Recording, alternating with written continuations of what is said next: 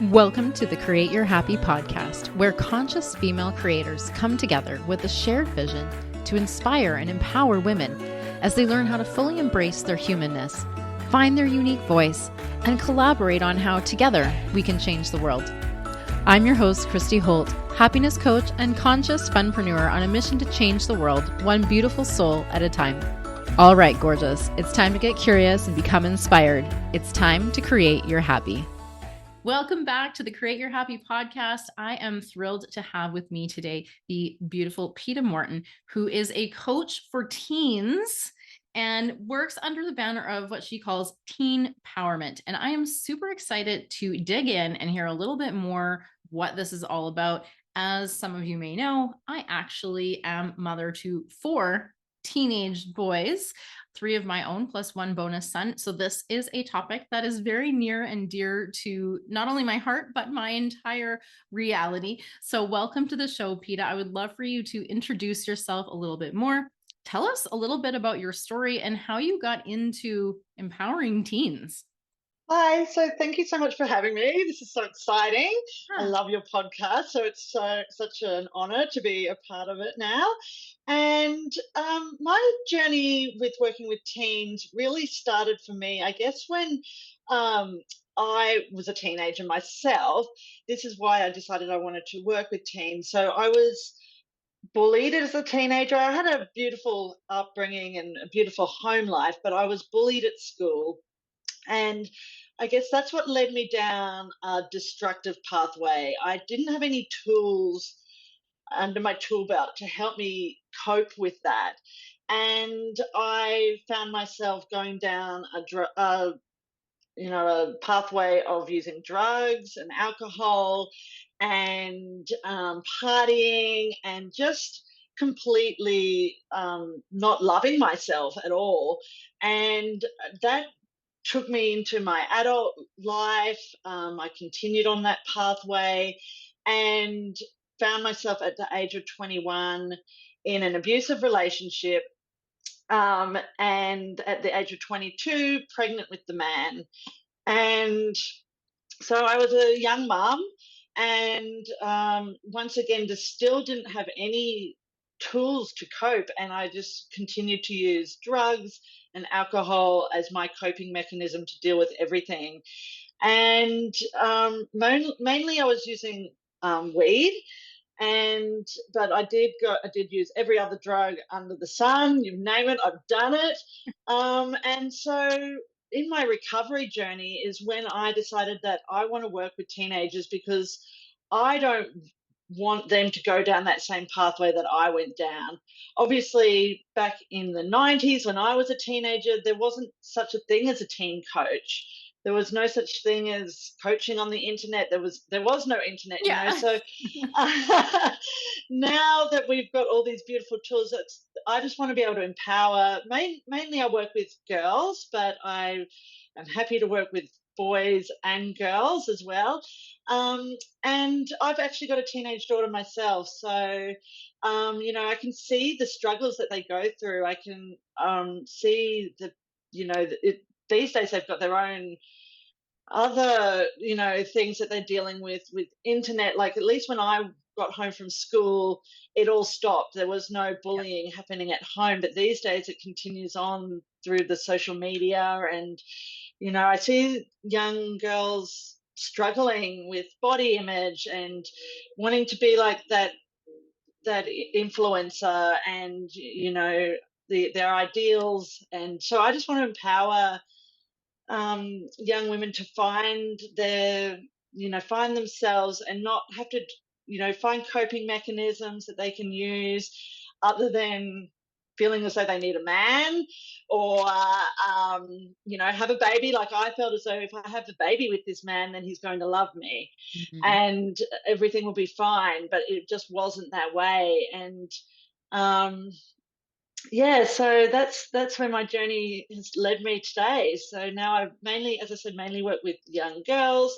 However, also find that all teenagers need help. They're all struggling in some way. So And the truth yeah, is as parents, we aren't given a manual, and most of us went through a lot of traumas, whether they be small t traumas or big T traumas that have shaped our experience of life, and that has a massive impact on our ability to parent as well. So not only do we want to help equip our kids with the right resources and tools to cope in a healthy manner, but we need first to equip ourselves with some of those tools and resources, right? Because in my experience, Absolutely. I really noticed that, well, first of all, these kids don't listen. Okay. So that is first observation. Um, and I say that sort of tongue in cheek, but we know it's true that if we are telling them one thing and doing another, we are out of integrity and they are not going to be listening to our words. They're going to be watching our actions. So if we want to, affect Absolutely. positive change and show them how to build a solid relationship with themselves, we've got to go first and lead the way.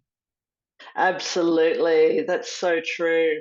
I would find that, I was struggling so much with my addictions and wondering why I was an angry mum all the time, and why am I, what is it? Why am I so angry and so I've got so much. I'm always yelling at my daughter, and she's not listening to me. And it really came back to me. I had to heal myself before I could show the way and lead the way of her being able to heal her own traumas that she'd been through. And yeah, so I do work with mums as well. I have a close connection with the mums and the teenagers, because I really feel as though it starts at home. And if it's all great to heal your teenager and get a coach for your teenager, but if you're not doing the work yourself as a mum, then it's not going to help anything in the family. So I work closely with the parents and with the teenagers. So Yeah, it so actually important. impacts, I think, the environment a lot more than we might realize. The way that we are showing up and the relationship that we have for ourselves actually, creates the foundation of a healthy relationship with self for our kids, because we are modeling that. We are mirroring to them what is possible, how to move through difficult emotions, right? And how to process Absolutely. that, how to deal with difficult circumstances, and how to find creative solutions. And these are all things that we need to learn how to do for ourselves first before we can teach others. And so I think there's a very big gap in the education of children as far as it comes to emotional intelligence, to understanding really in a useful way how our body and our mind operate so that we can honestly learn how to human, right? And I think Absolutely. these things are missing. And then place on top of that a world full of conditioning and expectations and assumptions and shoulds and judgments about the way things are supposed to be. It's no wonder, honestly, that we're all very confused and a bit lost. Absolutely. Yeah, absolutely. And our education system is all about, you know, it, how well you're doing in your classes, and what is your future. Where are you going? Are you going to university? Which college are you going to? And there's a big gap. Um, I think all schools really need to have a wellness coach within them, really, to teach children these amazing tools that there's a huge gap in the education system. So And it's hopefully that's where I can come in. Yeah, It absolutely. is. And it's unfortunate that there is such a gap, and that there is, and especially I think following the pandemic, there is really a massive shortage in mental health professionals in general. And I do feel like it Absolutely. is extra difficult for our teens and our children to be coping with this when the parents, we ourselves, can be struggling to still cope with some of the challenges. And so, how can we operate from this survival response ourselves and expect a different outcome in our children, right? This is why Yeah. it's so crucial that we go first, that we lead the way, that we resource ourselves, and then we can teach them and show them and help them, because Absolutely. legitimately the role of a child or a teen is to make mistakes and to learn. And so, as a parent, we have to get on board with that understanding that they are going to make mistakes, that they are actually like required to. That's actually how we all learn and how we all grow, is through making so many mistakes. And yet, as a parent, our tolerance for mistakes can be pretty low because it can trigger us, right? We can get this big emotional Yeah. response ourselves when our kids are having a hard time. And that can really impede our ability to help them to not only regulate themselves, but also, utilize the tools that they might have to move through it in a healthy way.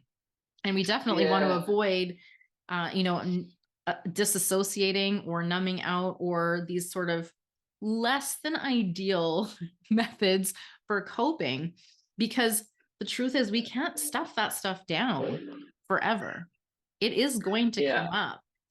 And if you're an angry mom, like, oh my gosh, I get it, because we've probably had several decades of stuff where we've been told to calm down, to not have an opinion, that being angry is bad or wrong, or that you shouldn't. And so instead of allowing ourselves to feel and express anger, we try to stuff it down. And then what Yeah. happens when we stuff it down? It actually comes out sideways a lot of times, right? And then we will end up blowing up. And it's not expressing our anger in that case, it's spewing it all over the place and acting from anger. And that is actually the problem. It's not even the problem to be angry. We've got a lot of Yeah. miscommunication around that too. And I went on a little tangent, but I think it was worthwhile. Yeah. So Yeah. Absolutely. I would love to hear what you see as the most important piece of building this relationship with self when you're working with teens. What makes them different? How can we as mothers build that connection with our teens where it might feel like we're worlds apart? Yeah, absolutely. I think a lot of mums and parents in general struggle with this taking it personally, taking everything that their teenager is doing and saying and taking it personally. So that's the number one thing. You can't take any of it personally. You've got to understand that their brain is not fully developed yet. Um, and that that's going to take time, often into their early adulthood. 23, 24 is when their brain is going to be fully developed, and that's no excuse for them to be assholes, Yeah, right. um, Yeah. but you absolutely just, you can't take any of it personally. And once again, working on yourself, doing things for yourself, being a role model to your children, showing your children the way, is so important. And really, yeah, just doing things for yourself as a mum that are going to empower you and make you feel good. Remembering that you have a life outside of your children, and it's so important to do things to work on your own values, and to understand that your children will probably have, you might have family values, but your children are going to also have their own values. And you can't put your values onto them. And so understand your values and live every single day in accordance to your values, and understand that your children are probably going to have their own values and belief systems as well. And that you can't make your kids feel how Oh, you want them to feel. So yeah. You yeah. certainly cannot make them have the same opinions or have the same beliefs as you do. And the entire idea that maybe you could control your offspring in any way is something that will literally smack you upside the head. If you start to think that's possible, you will experience that the latter is very much the truth, and that you cannot control them. They are their own human beings. They're autonomous, sovereign humans with their own brain and their own experiences up until this Yeah. point. And that's can be really hard to really shift to that perspective, because we may have been there their entire life. We may think that we understand exactly where they're coming from, but the truth is we can never completely understand, because the way that we interpret the circumstances around us or our experiences or how we relate in those circumstances is very unique. And we all have our unique gifts, our own, unique views on things, and all of our experiences lead us to that point. And we can never pinpoint what that is. And we could never have the exact same view or perspective on everything as someone else. It's just not possible, which is actually what makes this whole humaning thing pretty interesting. I find humans very fascinating, myself included. Sometimes I can sit back and watch the inner workings of my mind just as it's going and think like, wow, that is quite an interesting show of thoughts and emotions and stories and everything that gets looped in there. Working on your relationship with yourself as a parent is going to have an infinite amount of impact on your relationship with your kids, with each other as co-parents or spouses or partners or whatever the case may be, and also just your entire experience of reality. I think that the biggest problem is that we tend to get in our own way. And I think this is the same case no matter how old you are, is that we are typically the one who's the most in our own way. We're the ones that tend to cock block ourselves from having what we want. And it generally boils down to some iteration of, I'm not good enough to have it. And so we don't take action. And I know that as a mother, we really place a lot of our life, goes into parenting our kids. And absolutely, as moms, we have kids and we want the very best for them. And we want to have these great outcomes for them, maybe better than we had for ourselves, even for many people.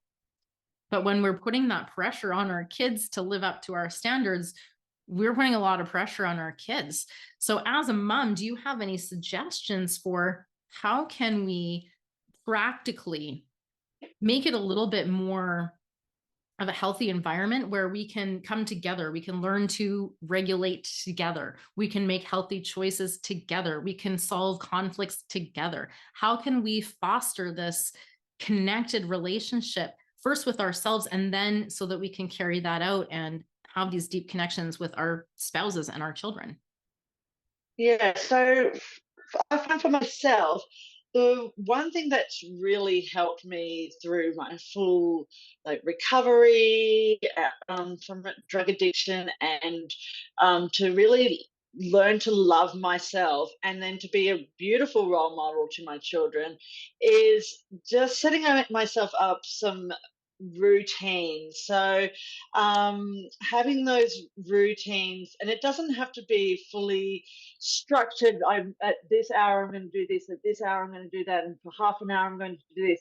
But more just so having a beautiful morning routine where I can be with myself. And I like to meditate. Meditation has been a huge factor in me being able to self regulate, and then to be able to teach that to my children as well. I like to journal. And this is all stuff that I like to teach the teenagers that I coach as well.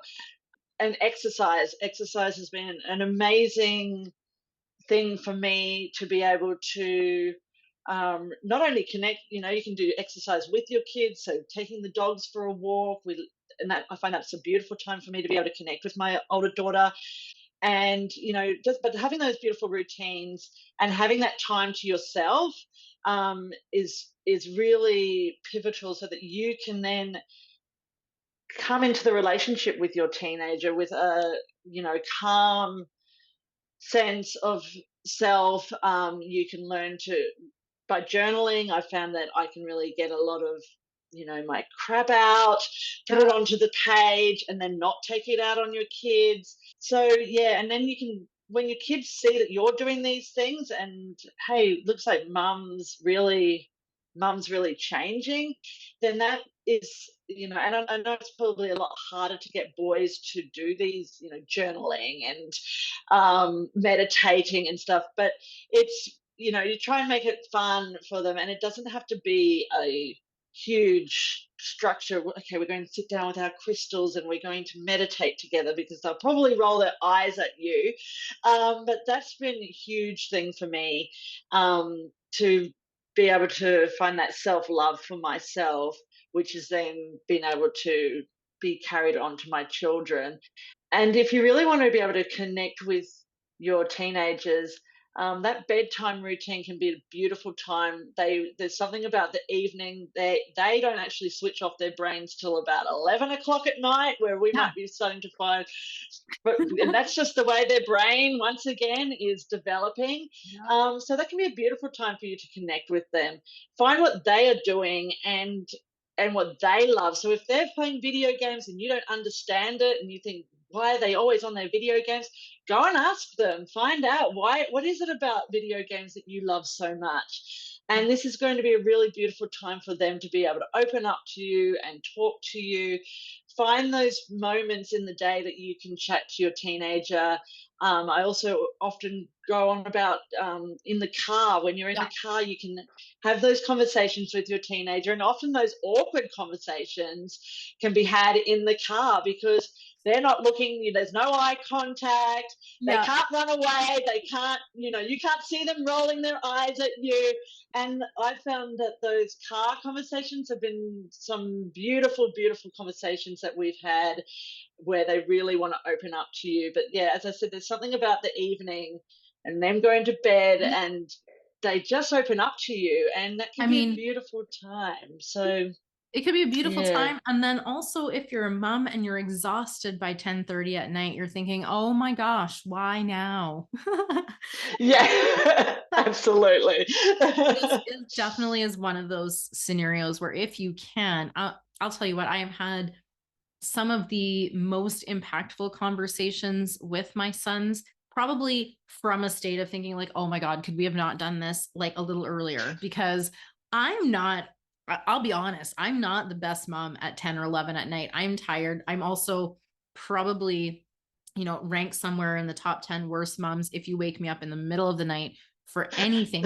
And I'm very sympathetic. So it's not that I lack the sympathy, but I just don't function when I'm really tired. And so it is a bit of a stretch sometimes to stay awake and to have the conversation. And the truth is, the biggest piece of that conversation needs to just be the listening, right? Absolutely. Because we can get so wrapped into our expectations and our judgments and our assumptions of our kids. We might think that we understand them, but our understanding is likely based on, maybe what we went through as a teenager. And that could Yeah. be a little while ago, right? In my case, that's a couple decades ago since I was a Yeah. teenager. And I know my kids come at me sometimes. They say, like, you don't know what it's like to be a teen. And I'm like, well, yes and no, because I was a teenager, obviously, but I do recognize that things are very different now. And if I want to learn about what my kids are going through, their specific, unique experiences, the only way to do that is for me to get curious and to ask them the questions and then let them tell me, Yeah, right? absolutely. I'm always saying we've got two ears and one mouth, and that's because we're supposed to be listening more than we're supposed to be talking. And I really find, it's so important for us, yeah, to not be like, well, when I was a teenager, Yeah. because that they are just going to switch off. They don't want to hear about your story. That's just making them feel invalidated, and like you don't really care about what they're going through. So it's, yeah, really important just to switch off. During my coaching sessions, I do hardly any talking. I like to talk. So it's quite amazing that I've found a profession where I don't actually have to do a lot of talking.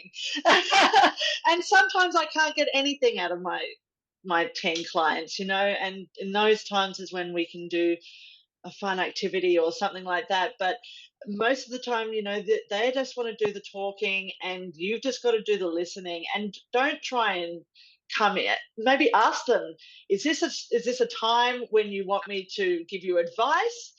Or is this the time when you just want me to listen? And more than likely, they're going to say, oh, I just want you to listen. They don't want you to fix all their problems. Yeah. They just want somebody to vent to most of the time. You've got to remember that they've been in most kids that are at high school have been in a learning environment for 6 7 hours a day, being told what to do, being told to be quiet, sit down, shut up, do your work. That, often they'll come home from school and they might just want to vent to you. So that's your time as a mother to just sit down, shut up. You don't have to have all the answers for them. And that's the beautiful thing. Yeah. You know, let them have their struggles, let them, as you said before, they'll make mistakes, and that's okay. That's all a part of their journey, and that's all going to become a part of their story. And what a beautiful story that will be for them. If they have no story to tell, then when they're adults, they're not going to be like myself. I'll never change my past. Wouldn't want to change any of it because Yeah. that's become my story. And the same with your kids. You don't want to be able to fix their everything. Obviously, guide them, and try to guide them not to make mistakes where they're going to harm themselves. Right. But other than that, you really just have to let them live, and Yeah. What a wild as ride hard as it can be. Yes, it really can be. And it does require a great deal of trust that things are going to work out, which absolutely. can feel very scary because, especially with, just we got a lot of information at our fingertips. We know a lot more than maybe we would have known a couple of decades ago. And at the same time, I think that our children, and I think that this is sort of a more recent understanding that I've come to when people talk about that children are a gift. I have spent a lot of years thinking like, when's that gonna happen? Like it just feels like a lot of work, and they don't really listen and they don't really, follow the rules or guidelines. They don't really respect me, all of these things. It was making it about me. The gift is actually in that they are one of the most amazing teachers available to us as humans. Yeah, To raise another human being is literally one of the most challenging things I think that we as humans can sink our teeth into. It is not for the faint of heart. There's nothing easy about it. It is definitely part of our evolutionary process as humans to attempt to raise other tiny humans when we basically still haven't got our own shit figured out yet. This is the system that we're absolutely. working in, right? So there's so much opportunity. And oh my gosh, I will say there are many things that if I had known when my children were younger, I would have done things differently. That said, I'm very much like you, and I would not change my story. I mean, I can change the way you tell the story if it's not helping lift you up and empower you. But I wouldn't go back and change the experiences because they all shaped me into who I am now. They all brought me to this place, and I wouldn't be who I am now without all of that. And I probably wouldn't be in nearly as good a position to take all of the wisdom and lessons, of the opportunities for growth that my children, present me with on a regular basis. So I think that the gift maybe is in that opportunity for growth. And our evolution is one of the most significant things in our experience as a human. So very grateful for that ability to learn and grow from our Yeah, children. I do think though, yeah. you know, it, I'm not signing up for this. I'm just putting this out there right now. But I have read in many places, it seemed like it was actually probably a kind of a good idea that our elder generations, the grandparents, would be far better equipped to raise the children because they have built that relationship generally with themselves by then and have a better understanding of what is them, what is not them, how things sort of function in the world, and how to maneuver all of the chaos and uncertainty and interpersonal stuff that is involved in with raising tiny humans or medium sized or actually pretty big. My son is Yeah. Probably far taller than far taller than you. me, so not that tiny, but yeah, all the way up to full grown, very very tall teenagers. I'm about the size of like an 11-year-old, so as I discovered as my kids went through school, and I see, okay, yeah, no, I fit right in there with like the grade 5 The and grade 6. fives. Yes. Well, Yeah, some people never grow up height wise. yeah, I actually think we have so much to learn from the younger generation. I think they have some amazing insights about the world and what they will and will not absolutely. tolerate, and how they are going to change the world and flip some shit upside down. And Lord knows this world, we need it. We need some shit flipped upside down and looked at from a different perspective, because I think most of us would agree there's a large percentage of the things that are going on really aren't working. And I think it's very interesting. And I'm very interested to see what future generations do, because everything is a possibility for them. Absolutely. And they're so smart. Yeah. They have the world at their fingertips. They can just open up their phone and there's all the information they need. And they are so super smart. And I love talking to this next generation of teenagers. Don't underestimate them, that's for sure. I think a lot of the time they do feel quite, people aren't taking them seriously, but they are very, very smart, and Yeah. they are going to be the world changers, and you've got to think of it as they are our future leaders, and yeah, they're definitely going to be making some changes in this world. I can see it. So Yeah, I think it's going to be pretty incredible, and we really do need people to step up and say, "No, that's not working. Let's look at a different way," right? yeah, And that is something that the older generations are so resistant to. So it's going to be really interesting as workforce shifts and the younger generation comes up and just puts their foot down and says, "No, we're not going to do that. We're going to do it this way because." That's the way we've always done it, is actually a really shitty excuse to continue doing something the same way, right? So absolutely, thankfully we can put all absolutely, of their brilliant ideas and their quick knowledge gathering skills, into really making the world a better place.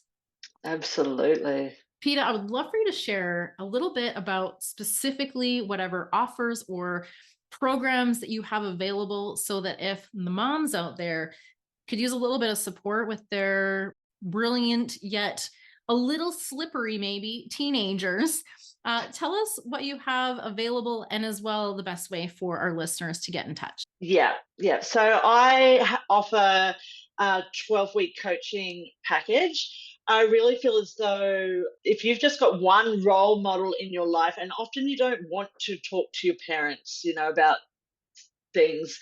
So that's where a coach can come in. And if I had only had a coach when I was a teenager, I know that my life would have taken a really different trajectory, because I just didn't feel as though I could talk to my parents about so many different things. Not that my parents, they were beautiful people, don't get me wrong, but I just really felt as though they were in their own Yeah. world. They had their own things going on. And had I had a coach or a mentor, someone that I could talk to about what I was going through, then things probably would have been a lot different. Not that I would have changed any of it. So I like to work with my teens for a long time, but we start with my 12-week coaching package, where we really work on gratitude, their beliefs. We work out routine. Basically, it's based on whatever your teenager is going through, whatever they are going through at the time, and they're all going through their own thing. Some of them might just want some advice on their career options. Some might want advice on things that are going on at home. It's really based on what your teenager wants. I work really closely with the parents.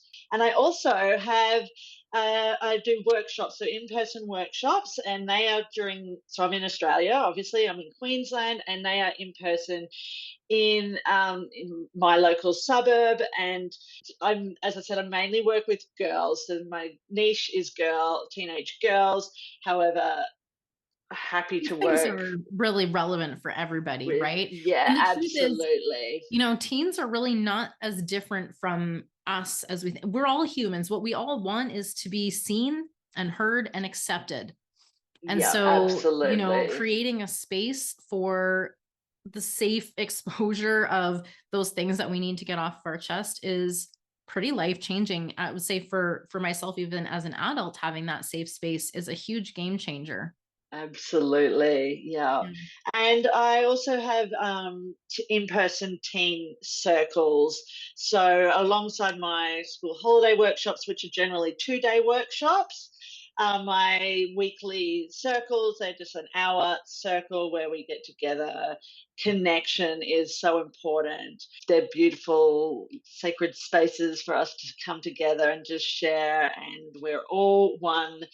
We're in synergy with each other. No one is higher or lower than the next person, and yeah, that's my offerings at the moment. So, and Beautiful. if you want to be able to get in contact with me, please follow me. I'm probably most active on Facebook under Peta Morton, Okay. and my business page Teen Empowerment, or on Instagram at Peta Teen Empowerment. Cool. We'll make sure to put those in the show. And I just had a thought to add a little bit, as your focus is more on teen girls, and some of our listeners might also have teen boys like me. And so I want to throw a couple of ideas, because you're right. There is no way that they are going to gratitude journal. We tried meditating as a family. No. That did not go. It was just a lot of snickering. So we had to come up with some creative solutions. So I thought I would maybe just share, just as it was on my mind, a punching bag was one of the options that we went with, that is an outlet for them to get their frustration, their, you know, emotions out in a healthier manner. And as well, music has been really significant as far as, having something to focus on and tune into. I love music, and I love listening to all kinds of different music. It can really help facilitate the movement of those emotions that we're having, Yes. right? And that is a really safe method, as opposed to downing a bottle of wine. Maybe just Yeah. feel into some sad music and allow the emotions to just stir up whatever they stir up in you. And again, if you tend to go into thought spirals or emotional spirals, then obviously please check out my book and use the spiral stopper, Yeah. because those emotions do need to be felt in a healthy way, need to be processed, moved through. There's information that's super valuable for us to ascertain from the emotions that we're feeling, but we want to make sure that we don't get caught in the stories, right? And the judgments and all of this kind of stuff. Yeah, absolutely. Okay. Now that I got that little share out of the way, I just wanted to not leave the teen boy moms super high and dry. No, Oh, and lots of no. physical activity, right? As much physical activity as we can possibly do: skiing, walking, hiking, all of the Yeah. things.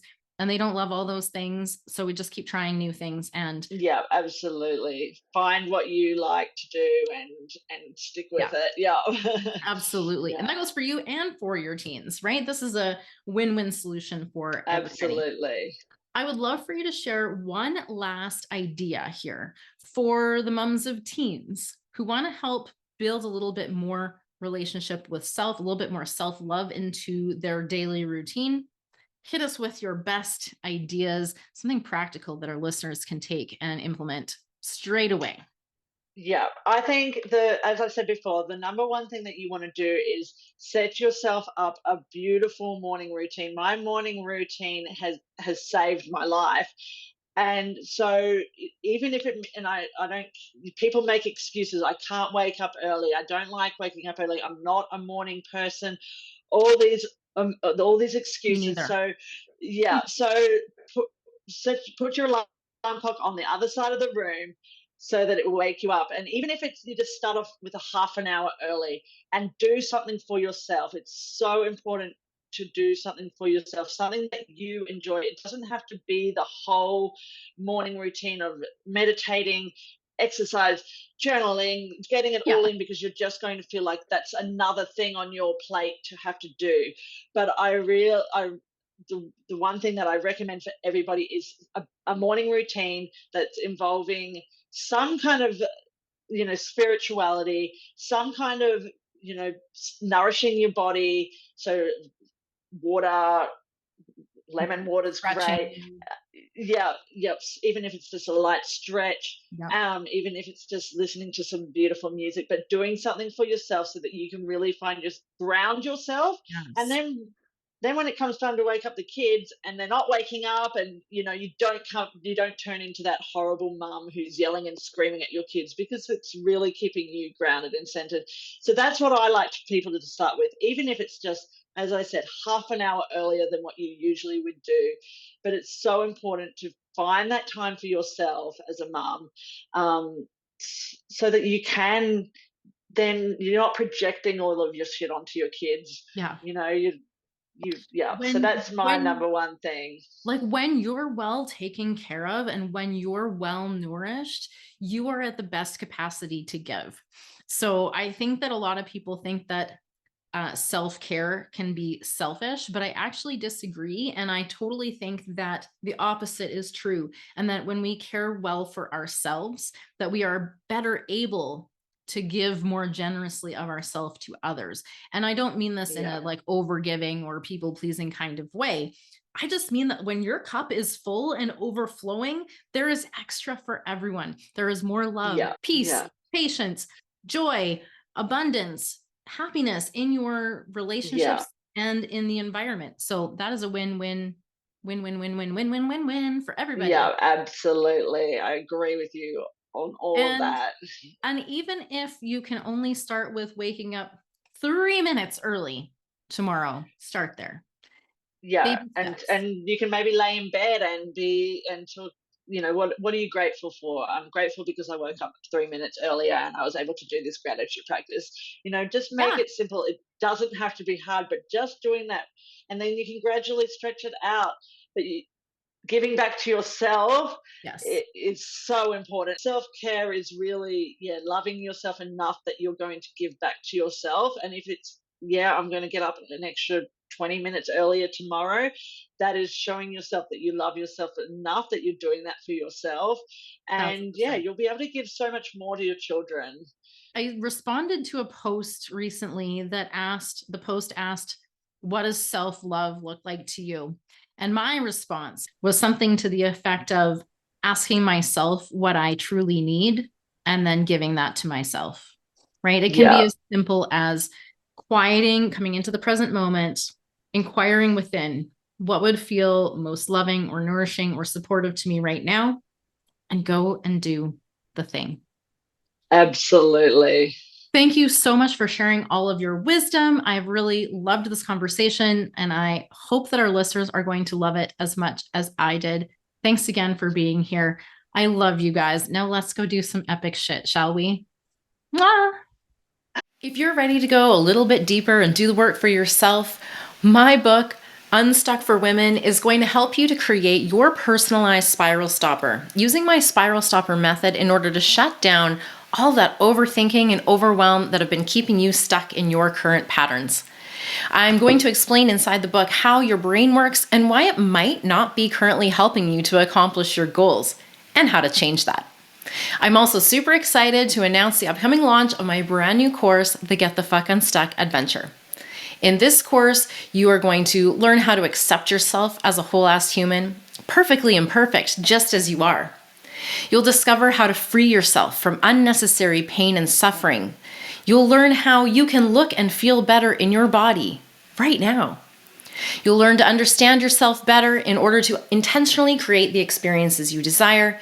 And of course, you're going to learn how to stop merely surviving so you can finally start thriving.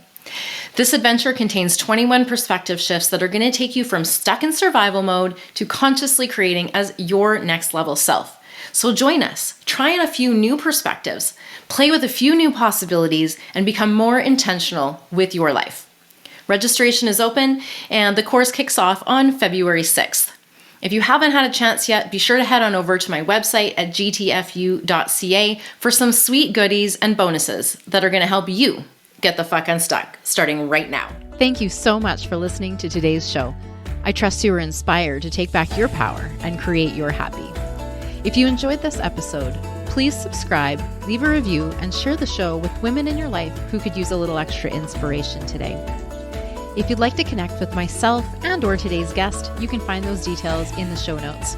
We would love to hear from you. If you've got an inspiring story to share, you can also apply to be a guest on the show at createyourhappy.ca. As always, get out there, have fun, Be you and create your happy.